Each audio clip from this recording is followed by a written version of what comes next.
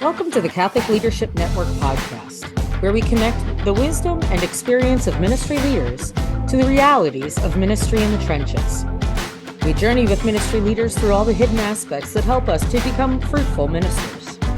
Here at the Catholic Leadership Network podcast, we discuss the stuff that no one told you about Catholic ministry and strive to help ministry leaders succeed from the beginning. Our hosts are Christy and Sarah, the Director for Missionary Discipleship for the Diocese of Cleveland, and Paul Jarzembowski, the Director for Marriage and Family Life at St. Elizabeth Ann Seton Parish in Crofton, Maryland.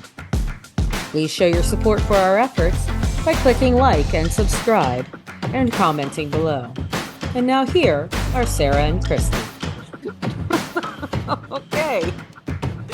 Hi, everyone. Welcome to the Catholic Leadership Network podcast. We are here with Christy Cabanis, my colleague in arms, and Paul Jarzembowski. Christy, why don't you tell us a little bit about Paul so it doesn't look like I'm just reading off my husband's bio.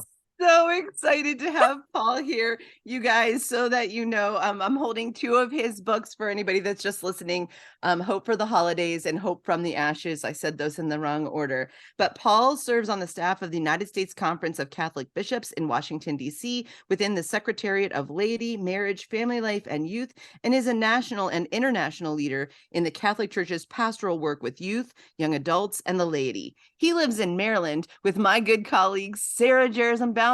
They are married, you guys, not brother and sister, shocking though that may be. Hey, that's me.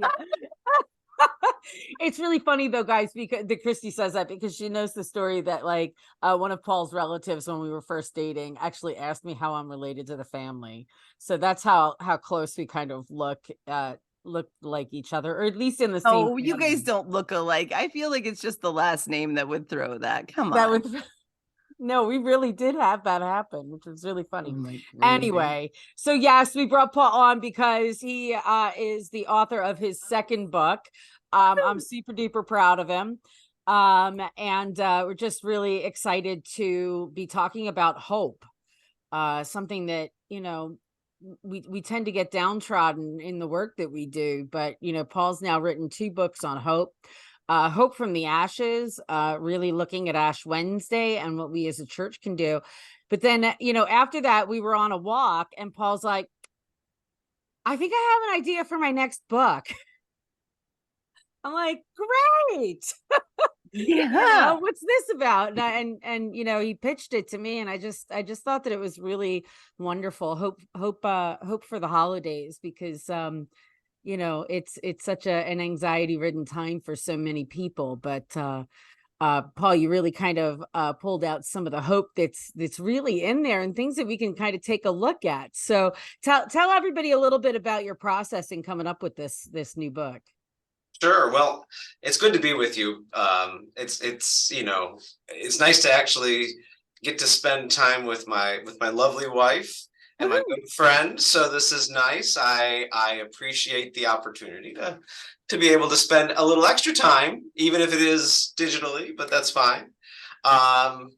So yeah, when I was working on the first book, one of the things that occurred to me as I was sharing the insights and kind of discovering a little bit was I started to get, in a way, discovering that there's hope in Lent, discovering that the trends that we discover on Ash Wednesday, that and throughout the season of Lent, that people reconnect with church. It really opened myself to really looking at the glimmers of hope, the silver linings more often.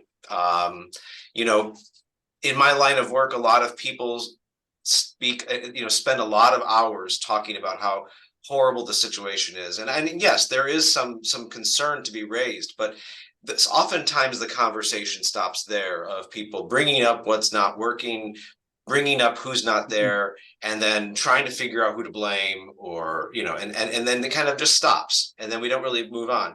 And here in Lent, I discovered, an anomaly, something that's good news.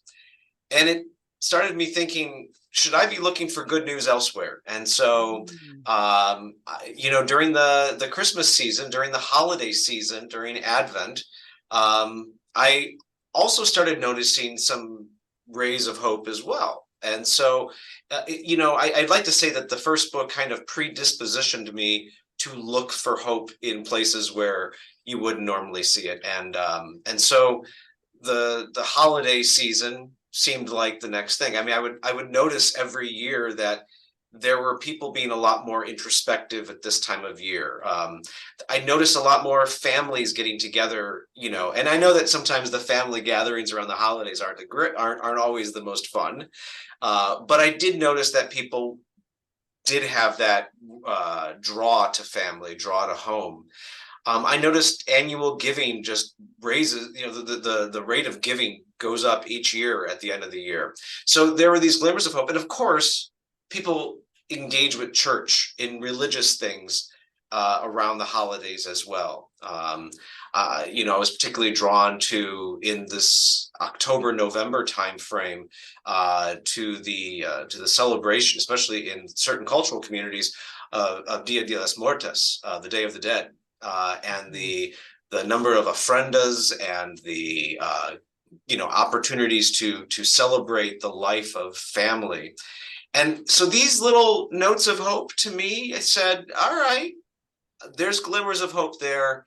And I know that at the same time, at this time of year, people are also a little downtrodden. So I wanted, just like I did with Lent, I wanted to do the same thing here, that, yes, there is some serious things to work with, but there are glimmers of hope. We see it reflected in these trends that are very exciting. And I wanted to kind of go a little deeper with that. And so that's what led from one book to the next.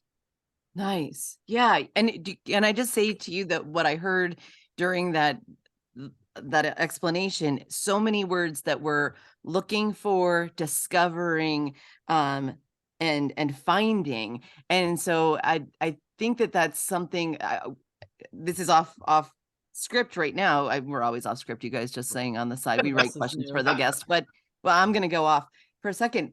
Paul, the development there that you're describing, like you intentionally started seeing this, then you were looking for it and you were discovering it. Can you speak more to what that's like in ministry? Like, because what you said, I was just part of a conversation yesterday where the group was like really going, man, we got an issue. And then I feel like it takes somebody to shift the tone to say, hey, we can't just stay there. We've got to start to think about what the solutions might be and where are those glimmers of hope that we're looking for. So how do you think that I think it's a choice on our part. Can you say more about that?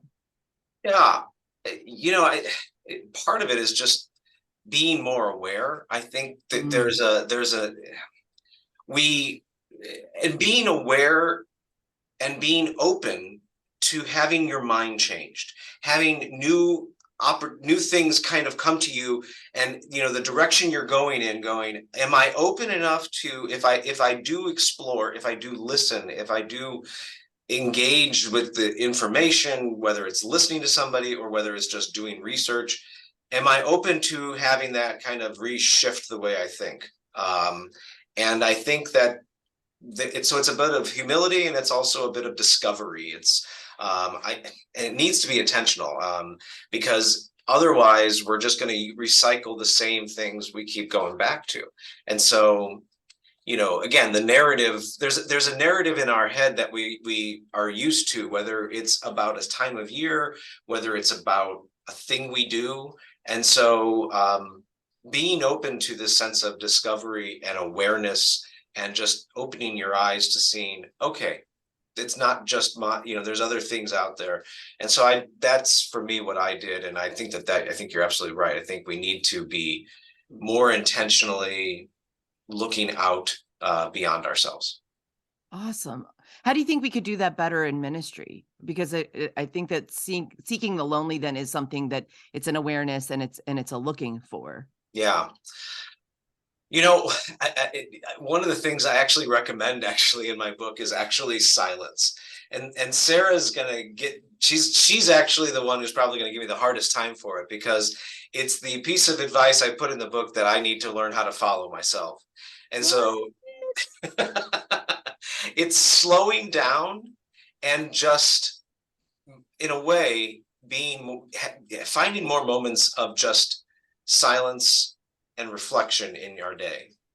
We are always on the go. And I think that's what causes a lot of the stress, especially around the holidays. I mean, because in a way, we're like amped up to 11 every time we go through the motions, as it were, from Halloween to Thanksgiving to Christmas to New Year's. We've got a routine, but we're always racing. We're racing either to get to the next holiday or to get to achieve the next goal of, all right, well, I've been getting candy at the grocery store for October so that I can make sure that I'm ready for Halloween to give out the trick-or-treating candy. All right, I've done that. Now I need to prepare the house or get the turkey or get the whatever for Thanksgiving. Okay, we've done that. And now I need to, and so there's always this rush. And I think that just exists in general, even in ministry, that we're always rushing to the next thing. We don't actually take a moment to stop and even reflect on what we've done. So often we get through projects and it's like the most important thing to get to the next project. And as soon as we're done with it, instead of stepping back and really looking at what we've done and what has been accomplished, we're like, okay, check that off, move on to the next thing. And we don't ever spend time truly doing that reflection. So I think that part of that discovery process is silence. And it's one of the pieces of advice that I say is actually an avenue to finding hope at the holidays, is actually slowing down, just being silent, allowing silence to enter the space, which I know I need to learn myself. Well, and the question that I have is, it's really a struggle to get from like that head stuff. Like, I know I need to do this and I need to buy these gifts for people. I need to, get all this stuff done. How do we go from that head to the heart? And how do we do that in our ministry lives? How do we get from the head to the heart? How do we get from that information sharing, gathering to relationship with Christ? I think it's giving ourselves that permission to remember that ministry is not just about the ministry, it's about the minister. The minister is critical to the importance of the ministry. In fact, I've seen so many programs out there, and some are great, some are not so great. And really the programs and the efforts that we do in ministry are secondary to the person that God has called into ministry. That the most important asset in a ministry, and I don't care what ministry, if it's a ministry to young people, if it's a ministry to seniors, if it's a ministry to adults, to children, whoever, the most important asset in any church is the minister. And so giving that sense of permission to look inward, within that silence, to really then take a moment to examine. And the Ignatian spirituality gives us the examine prayer as a way to actually kind of unpack that for ourselves. So every minister, I think, should regularly take that time for silence, and then within that silence, then do an examine, to do a reflection on their life, and to be okay with it. And one of the things that the examine touches on is the importance of emotion. The importance of the right brain, and not just the left brain working all the time. We're a left brain, people when it comes to a lot of our ministries, because we're always thinking of what to do. And I'm a T on the Myers-Briggs stuff. I'm a thinker, so feeling is not, natural for me. But I know that when I allow myself to be conscious of and lean into my feelings, my emotions, it makes me a better minister, because I'm able, so I'm given that permission for myself to recognize that. One of the emotions that often comes up, because we're often Catholic in this, is that we have guilt. We know where we have fallen short. And so we have the grace of the sacrament of reconciliation. So really, silence, examination, and reconciliation to me are the first steps in all of this. And then I think that the way we can be predisposed to doing good ministry flows from that. When we have allowed ourselves that sense, when we have allowed ourselves to acknowledge the emotions and and who we are, who God has called us to be, and then kind of cleanse ourselves of the things that are kind of holding us back, then I think we can be in a better space to minister. I think one of the key values in ministry is empathy. Again, ministry is not only is not ministry not just about the ministry, but about the minister. The object of ministry is people. So it's people talking to people. I know it sounds like, people loving people. That's what ministry is about. So number one, if you want to truly minister to a population, to truly get into their to really walk with them, is to empathize with them. But you can't empathize if you haven't thought about it yourself. So you have to kind of rediscover. So the only way for us to engage, like for instance, with persons who are going through mental health issues, is to recognize the mental health issues that in our own lives that we need to wrestle with. And so by focusing and kind of reflecting on ourselves, we can learn to be more empathetic to the people who are going through whatever it might be. Yeah. I'm so glad you brought up emotion. I think expanding our language of emotion is important. One of the things that I've handed out to all of our reconciliation families at my parish is just a list of feeling words, and intensities, going from low intensity to high intensity, because there's so many more nuances in those words. And our kids like to say, I feel good, I feel bad, I'm happy, I'm angry, and they're just really the extremes, but really they're feeling something in between. And so if we can help each other to really nuance those emotions and come up with new names for them, or realize the word that we're feeling, I think then we can really start to understand what it is that's going on within us, to then be able to see it for what it is.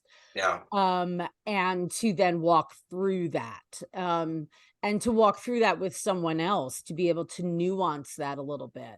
So I'm glad you brought up the naming of emotions.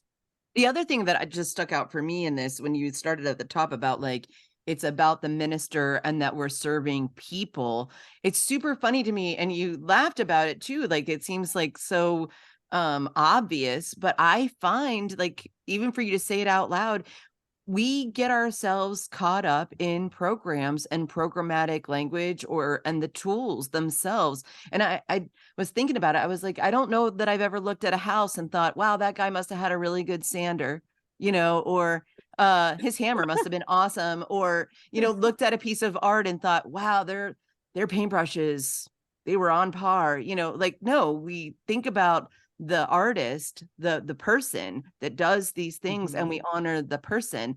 And for some reason in the church, we want to put it to the tools instead of to the people. But I also think it goes to that emotion and empathy thing. I'm working on a project right now where I'm talking about empathy, and I think that we have a choice to wrestle with our emotions or not. Because I've seen people go through hard things and block themselves off from that and not engage. And so then when other people are wrestling, if you've blocked yourself off or try to keep your emotions out of it, you can't relate. Then empathy is literally, I am able to recognize an emotion you're having that I can reconcile with in some way in myself and sort of feel with a person, right? So that really changes the dynamic. But speaking of the people, the ministers themselves, Paul, what was it like for you to write you've written 2 books now, but what was that like for you to go through that process of producing these works?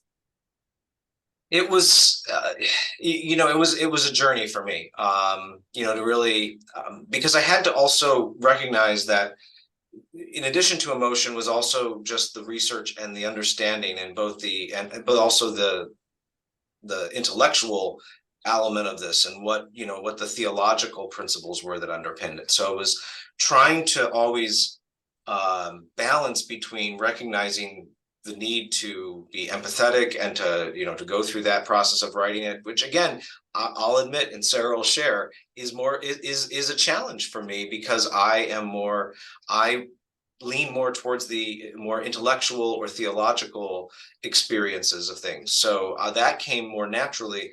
And so I had to kind of work through and find that way of letting, reason and emotion really talk to one another in the process. And so it was a little bit of a journey. I did learn a lot. I mean, in a way, it opened me up to areas I wasn't always comfortable in.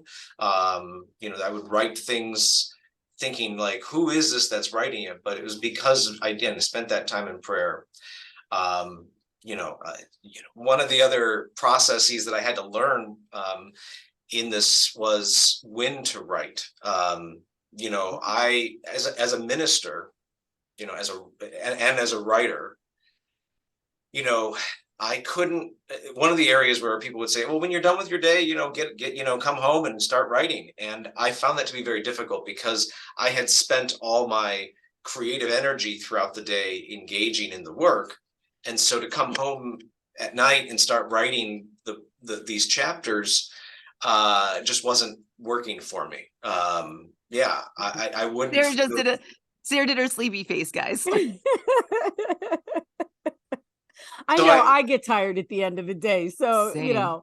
but yeah, you were up at like sometimes 6 o'clock in the morning, 5 o'clock in you the would do it in morning. the Like you were morning? up way Yeah. super early because you were thinking about it throughout the night. Your brain was processing it in your sleep. And then you'd get up and you just like tap it out, So yeah, you were up super early doing this. So that's how that's actually how I decided to, that's how I wrote it. Was every morning I would wake up, it would be before the sun came up. And I would get, it would still be dark in the house and I would get on the computer and start writing. It was a really magnificent thing for both books. I would write and watch the sun come up as I was writing. And it was, it was one of those things where it was,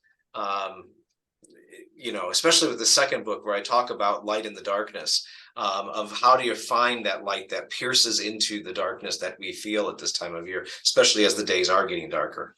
And so for me, I had learned to just lean into where my creative time was, and my creative time was in the morning.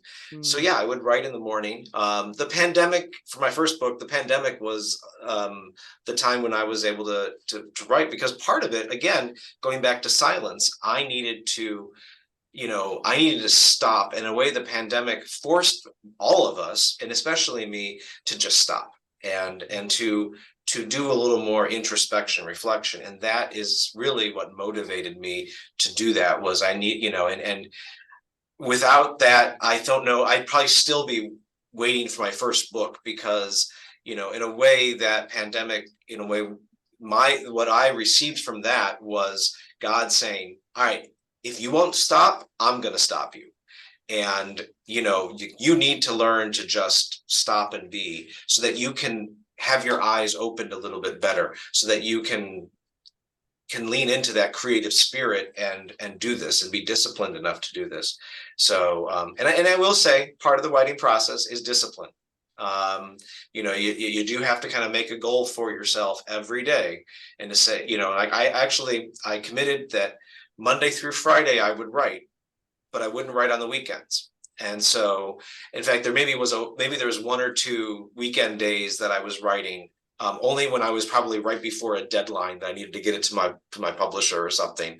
So, but for the most part, and that allowed me a chance to truly then also rest the rest of me. So I was resting from the work and resting from the writing, which was a creative venture for me. But then I was able to rest from that as well on the weekend. So.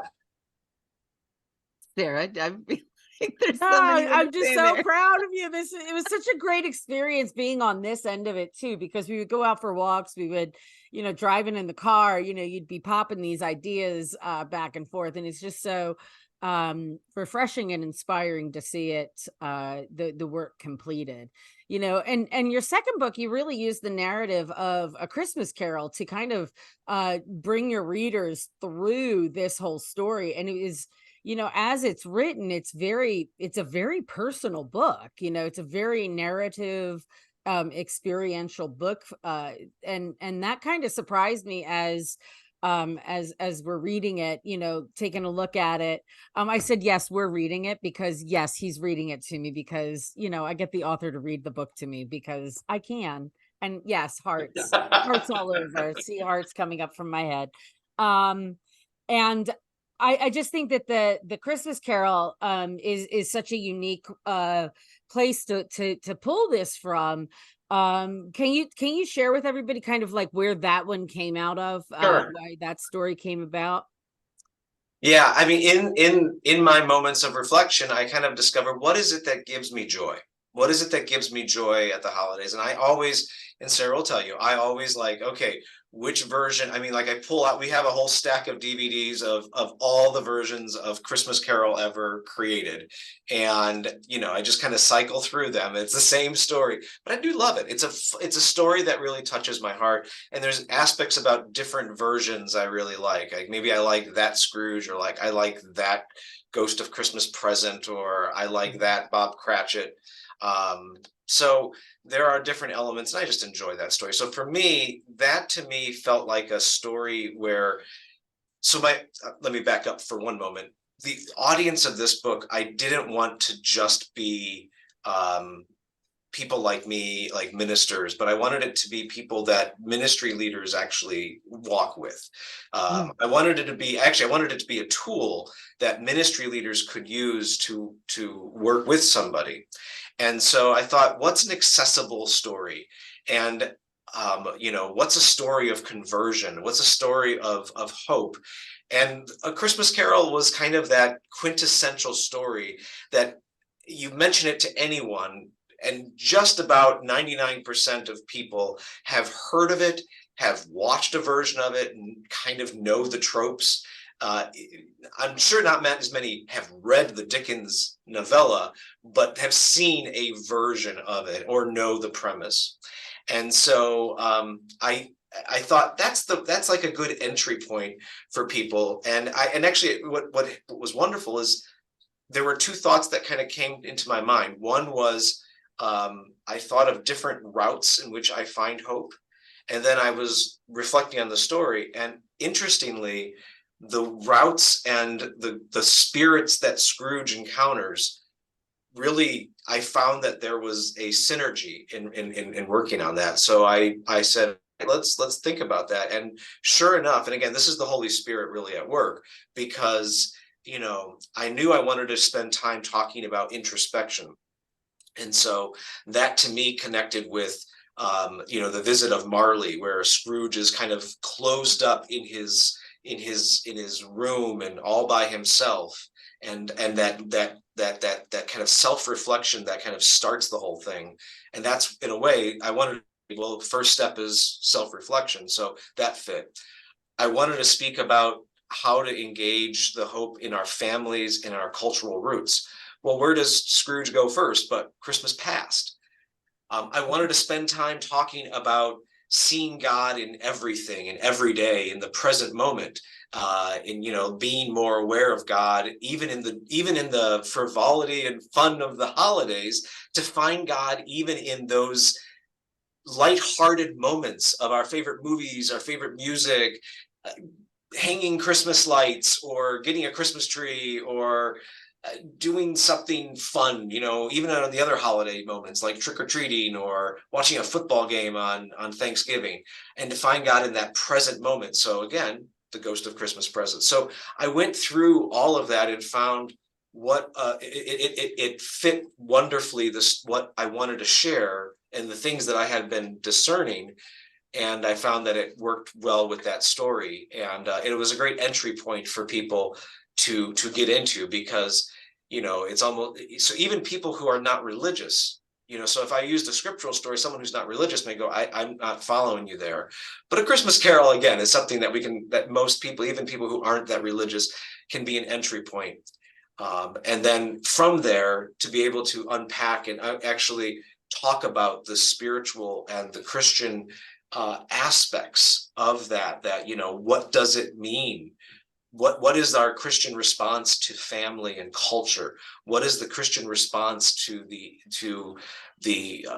global situation, our social justice? What is the Christian response to that? That's the Ghost of Christmas Future, by the way. And then, and then the last one really was centered on a favorite passage. So it's interesting. Okay, sorry, I'm going all over the place. I apologize. This is I know this is like the fun, messy conversation here, but I love when you get excited. It's just so funny to watch your brain work. You were like all over the place. It's great. It feels like fireworks, honestly. It does. You're getting it all at you. Okay, so this is the thing. This is one of the things. So I took myself on to reread Charles Dickens' A Christmas Carol during the preparation process. I read, not just watched the version, although I did watch a lot, but I did read the text.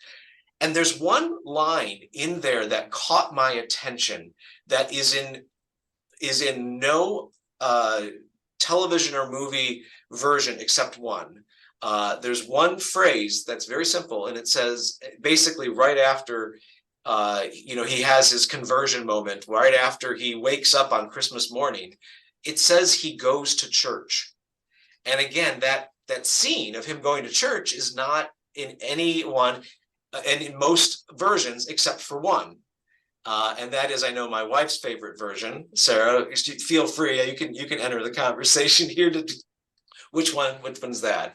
It's Patrick Stewart's A Christmas Carol. I'm sure it has a more official title than that, but Patrick Stewart is Scrooge. Yeah. And I don't know if I've seen that one. He is a brilliant Scrooge. I mean, he's a classic actor. Yeah. I mean, when he finds his laugh again, I mean, the whole bit, and then he goes to church and he's singing it at the top of his lungs and everybody's looking at him because he's singing terribly because he hasn't sang in the man hasn't sang in how many years? He's Scrooge, for goodness sakes.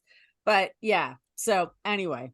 Yeah. So it's in 1999. So in case anybody wants to go out, it's I think it was either TNT or TBS. It's in the Turner family. Ones, it was a made-for-TV version back in 1999. It's now on DVD, or probably it's on streaming. I think on one of those streaming platforms. I don't know who did it. We should probably find out. So, but yeah, that's the only version that shows him going to church. But I thought to myself, isn't that the situation that we find in our churches on Christmas Day?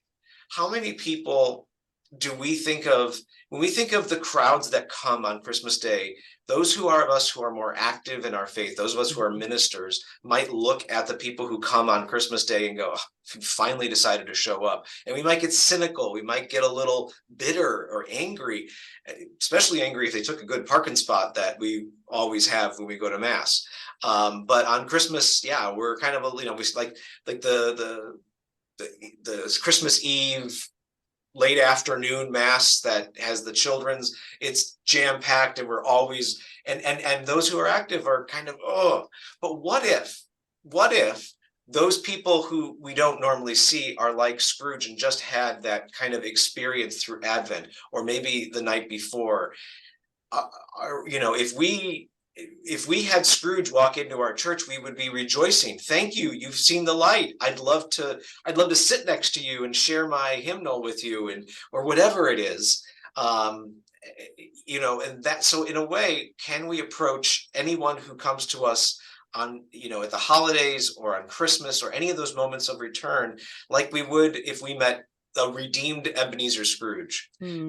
Because if we treat them in a way like that cynical or bitter or angry attitude, that whole night of terror, that whole, dark night of the soul that Scrooge had might have been undone by one person saying, oh, you're here, or even that sneer, or even the fact that we didn't even acknowledge them could send them backwards. So the last part of my book is really challenging the reader to think about who is it that we see at the moments of return, and how can we be welcoming when fill in the blank goes to church, just like Scrooge did. So nice. Yeah, I was getting visuals of the older brother in the prodigal story. Oh yeah.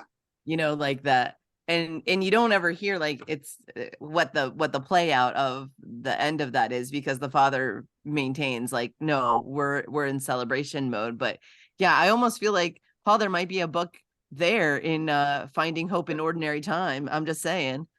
You heard it here first, folks. All right, there, you heard it here first. Yeah. Do I have to now credit you, I think, in some way? Yes, and in the meantime, Sarah's got a very slow dip of the head, going, I'm going to kill you. Thankfully, I'm in Ohio and she's in Maryland, so it's really a far drive for her to get to hear you guys, so I'm safe. Well, we've blown past time again today, Oh, you guys, no. but this was a fun conversation. Obviously, I could talk to Paul all day because I do. And it's always fun to have Christy along for that ride as well. So, Paul, we really do have one question for you to end out our time. And if you can, try and make it quick, Mr. Writer. What do you wish you knew when you started? You know, I wish I knew that I didn't have to write alone. And I know this is part of my writing journey was writing with somebody. There were a couple of people, a couple of colleagues that really accompanied me in the writing process. And I think we sometimes get afraid, for those who are maybe budding authors themselves, there's a little bit of a fear to think, it's all on me. Number one, I had Sarah. She was talking about our walks. And if I knew that writing, so by the way, the first book, actually, I would have written 10 years ago. I started actually thinking about it, actually probably 15 years ago, but never did, because I got afraid that I needed to write it by myself. But again, the pandemic, it was me and Sarah in the house. And so I had a constant companion. For better or worse. So, hey, so when there's that, I also had another colleague, a friend of mine named Amy, and Amy walked with me. She was actually my personal editor. And so I could send her chapters and she would give me feedback. She had an expertise in writing, but also in editing, but she also knew me. She was a friend. And so it was somebody who could tell me, yeah, that sounds stupid, change that, and I wouldn't be offended. So I had a companion, and if Amy ever watches this, she'll know exactly. There's the thing, no, Paul, no, you would. Why are you saying it that way? That's just silly. And I was glad to receive it. So I had a companion there. And then I also had a lot of other people in the writing process that I would talk with about it, and I would bounce ideas off of. In fact, I even interviewed people as part of my writing. And sometimes their quotes were so impactful, I included them in the book. And there's a couple of quotes of people who no one's ever heard of. I haven't quoted these great scholars as much as I've quoted people who I've talked to in the journey. And so I didn't have to do it alone. So one thing I wish I knew, and I think that I'm glad I now know, is that you don't have to write alone. And bringing people along for the process makes the process even more enjoyable. And then, who knows where it can go from there. Yeah, we shouldn't be doing ministry alone. We definitely want to bring people along for the ride, and have those who accompany us, but then also accompany others. So sad to say we have to end our time here. Yes, this is a plug, and we do make money off of this. Paul and I do. Not very much. Royalties are very small. Very small. I mean, we don't make a lot. Yeah. Okay. So everybody who's just listening, we all have the books up on the screen right now. Hope from the Ashes, Hope for the Holidays, Paulist Press or Amazon. Also, Paulist Press has just been really fantastic publishers. Sarah also mentioned that, folks, if you pick up these books and you really love them, Paul will come out to you and talk to your group, your parish, your diocese, whomever. He's a fantastic presenter. We just had him here in Cleveland and I got rave reviews. He's tremendous. So yeah, call him. Yeah, we're looking forward to having Paul at our church as well out here in Crofton. So, all right. Thank you, everyone. If this is helpful to you, click like and subscribe, and please share with those in your ministry. Keep the conversation going. And let us know in the comments below, what's your favorite Christmas carol, movie or adaptation? All right. See you later, everyone. Bye. Bye. Thank you for joining today's podcast. Please click the like and subscribe. And if you find this important to the conversations you're having in your local ministry, please share and join the conversation in the comments below. Thank you, and we'll see you next time on the Catholic Leadership Network podcast.